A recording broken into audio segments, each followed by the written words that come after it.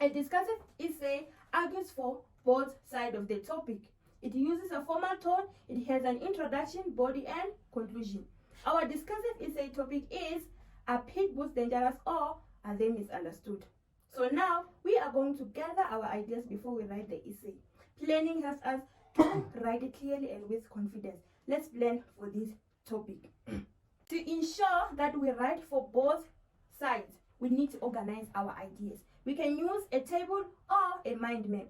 So now let's use a table to organize our ideas. For example, on the first side of the column, you can write for burning pit bulls, and on the other right, against burning pit bulls. And the short sentence like pit bulls attack adults and children goes in the first column. And the short sentence like not all pit bulls are aggressive goes in the second column. We do not write, we plan. Here's a quick activity. I am going to write 4 sentences on the board and you are going to read them and decide whether they fall in the first or the second column. Let's start planning. Now that we are done with the planning part of our essay, let's move on to drafting our introduction, our body paragraph, and our conclusion. Our introduction will outline the points to be discussed in our essay.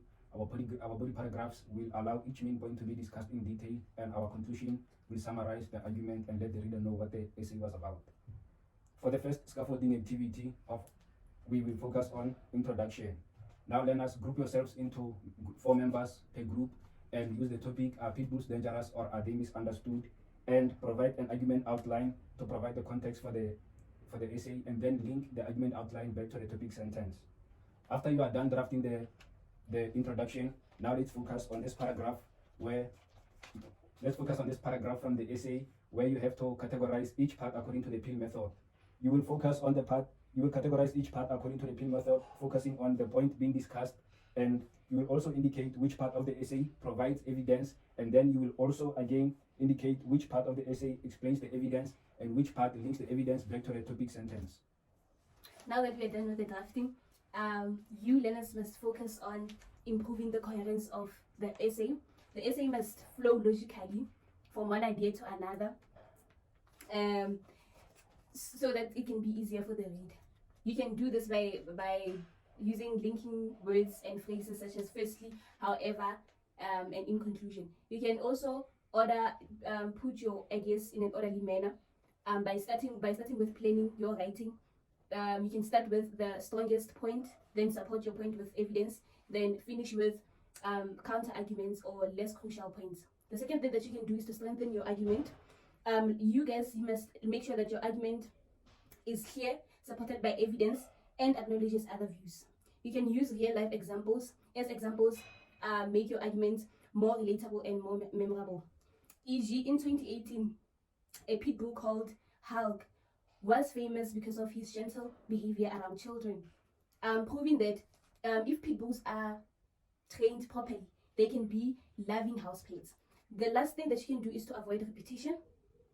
You can do this by using synonyms and structure and varied sentence structures rather. Instead of using the word important, you can use words such as vital, crucial, or essential. Now let's hop into the activity. I'm going to write an example of a body paragraph and scramble the sentences, and your task is to rearrange them and put them into the most coherent, logical way so that the essay can flow smoothly from one idea to another. Now let's begin.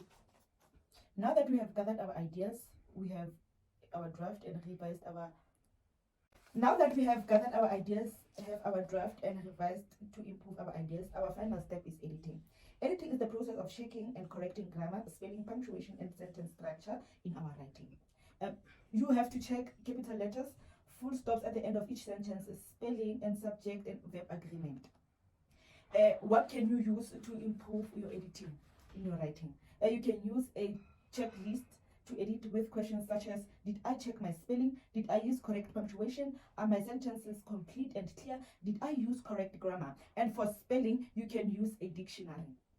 Now let's go to the activity. You are going to switch your essays with your partner and check the grammar and errors that you can find in the essays.